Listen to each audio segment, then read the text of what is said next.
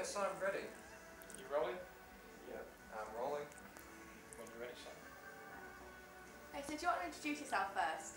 Hi, I'm Beans on Toast. Right. Firstly, if you can just say something like about how you've got like to where you are today, like a bit of a career overview sort of thing. Like how did you get started and how did you know that this is what you wanted to do?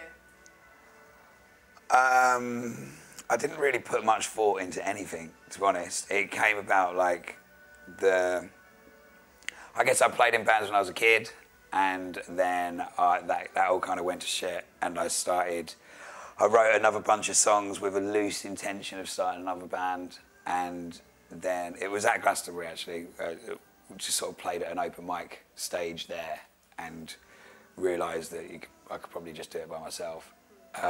It was, it's preaching to the converted, and the songs went down. I was just like, it was all very much, never really thinking much more than the songs that I'd just written then.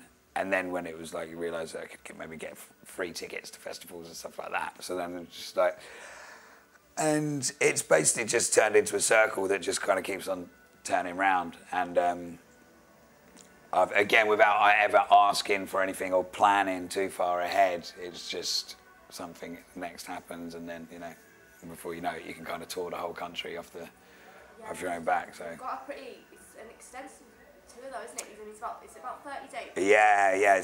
I think it's over. To be honest, I'm kind of doing it one day at a time. It's day 4 today, and. I love it though. It's a lot of people. It's the same with when I put up a whole list of, like a whole summer of festivals. A lot of people are like, oh wow, that's hard work, and I've never ever seen it as that way. Touring. I know perhaps it's different if you're playing in bands, but touring for me is really, really easy. I don't have to lift anything heavy, or like you don't have to. Because it's such a simple setup, we don't necessarily have to be at venues early by a certain time or anything like that. So we just roll nice and easy. So yeah. So then you've not played Carlisle before. It's like the first time you've been here. How come you decided to come here? Or was it just kind of? To be honest, now it's like if someone asks you to play, then you go and play there. But somebody else booked this ginormous tour. Yeah, it is quite a big tour. Well, it's not really in the scheme of things. I think it looks daunting when it's like sort of on a poster with one day after another. Yeah. But if you think about like proper bands that are working, then sure they're touring.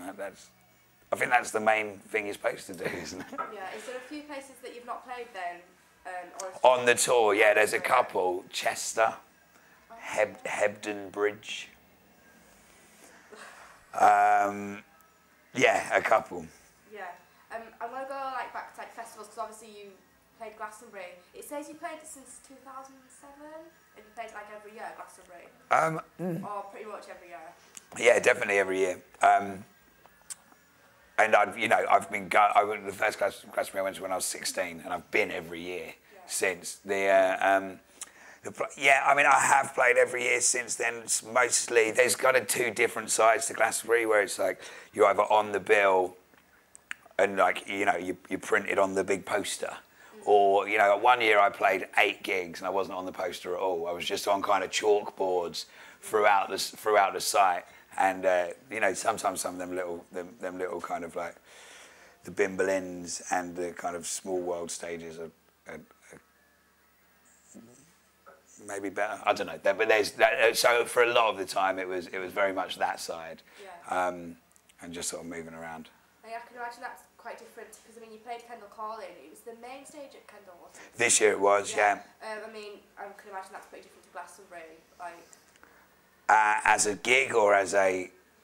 As a gig, I guess. Because it's it's a good atmosphere, I think, still at Kendal. Yeah, of course. There's still a good atmosphere at Glastonbury. Yeah. Oh, yeah. There was, and I was out every weekend doing 1 or 2. The weekend of Kendal, I actually did Lounge on a Farm in Kent, and then Secret Garden Party in Cambridgeshire, and then Kendal Calling. Yeah. So it was like 3 days, and God bless my girlfriend for driving me the whole way, missioning the whole thing. And it was that's something that I've only really started doing this year, because it was always I kind of like going on a Thursday and leaving on a Monday and Yeah. sort of doing it properly. So having to kind of leave a festival when it's in full swing, even if you're going to another one. I don't know, I started complaining about it, and then I was just like, no one wants to hear you moaning about having to go somewhere else and do another show, so I shut up. Just looking at Slamboree, how did the whole collab, is it definitely a festival? Yeah. It was last summer, at the beginning of last summer at Eden Festival in Scotland. I'd seen Slamboree play at the weekend before in Brighton. Then I saw them. I saw they was on the bill at Eden, and I was just the first time I saw them. It was phenomenal, and you could just get the vibe that it was like a kind of collective rather than a definite band, and. Yeah, I think so. At Eden, I stood on stage telling everybody, I was like, "There's an amazing band playing tonight. They're called Slamboree. You should go and check them out." And when I sat down for dinner, the guy came and sat next to me and was like, "I woke up this morning to listening to you on stage saying to come watch my band tonight." We basically hung out for the whole weekend and got on very well, and we spent the whole of last summer. I think last summer they'd kind of let me up and just like chat random shit over their tunes, which was, to be honest, I mean, Mike Freer is very. I've never known someone who's so sort of unprecious with what they do. And that, it sounds like a bad thing, but it's not. He's at that year, last summer at Secret Garden, it was the first time he'd come and see me. He'd come watch my set. And the whole thing was I was going, let me join the band, let me join your band. And so they was playing 1 o'clock in the morning in like some huge tent. And he was like, all right, you're in. He watched the gig and he was like, you're in. And then just walked down to the back. And then obviously there's like 19 of them, and they're like backstage before a Slamboree gig is like an insane amount of chaos that somehow works when they get on stage. So there's all this going on, and they was just like, right, okay, you're going to sing on the first tune.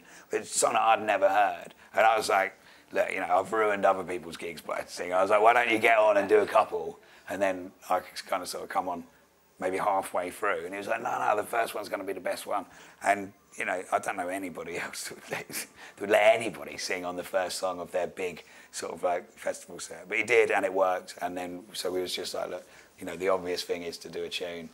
And I was in Bristol when I was touring with Dog Is Dead at the end of that year. And he literally, we got a studio, and he literally just played, I think he was just playing me Michael Jackson drum loops.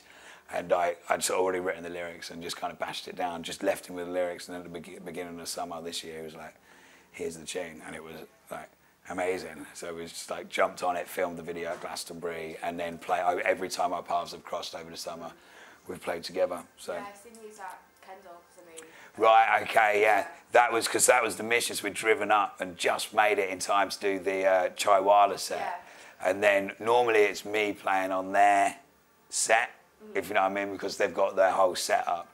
But then it was like, that was all there next time. I was like, can you guys come on to my set? It's a bit much to ask for the sound crew to rig up a 19-piece band for one song. So we did a kind of micro version of it, but it was still good fun. Well, like looking at other artists, I know that Frank Turner is a bit of a fan because you supported him.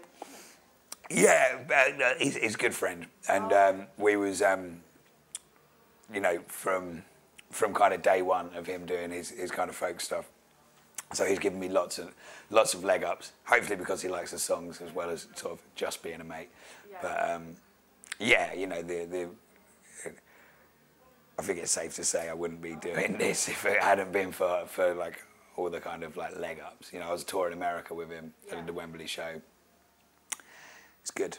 Yeah. Have you heard of someone called Scroobius Pip? Yeah, of course, yeah. Do you like it? Well, the Wembley show. Very similar. The Wembley show, he was on on the bill. So it was Frank, Billy Bragg, Scroobius Pip, and myself. And I'm a huge fan. And I've done little bits and bobs with him over the years. I can't think of any examples, but I'm sure I have. I think I've played one of his stages somewhere. Yeah.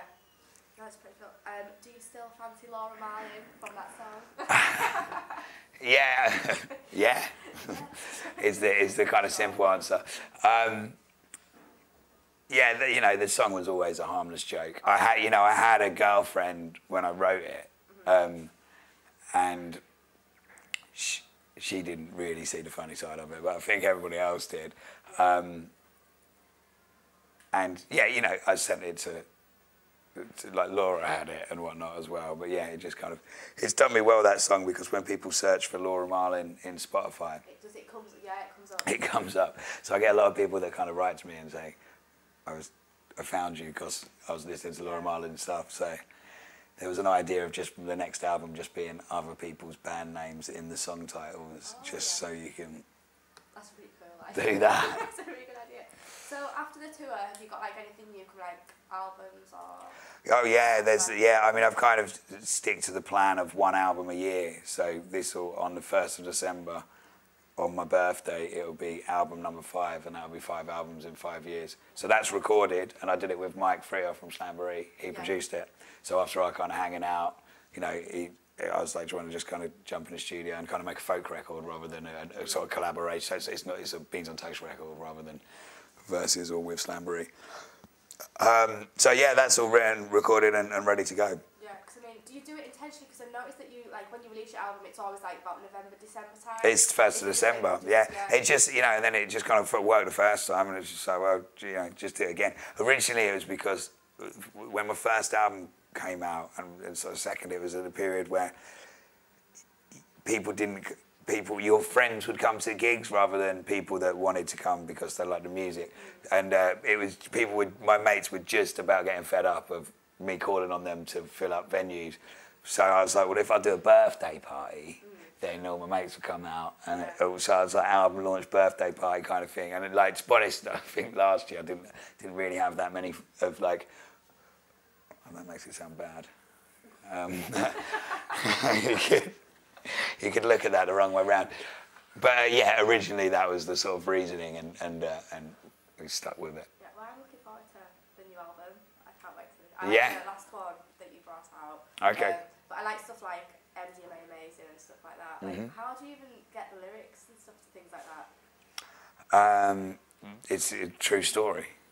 Just made it rhyme. Yeah, it's really good. Thanks. I think that's pretty much everything.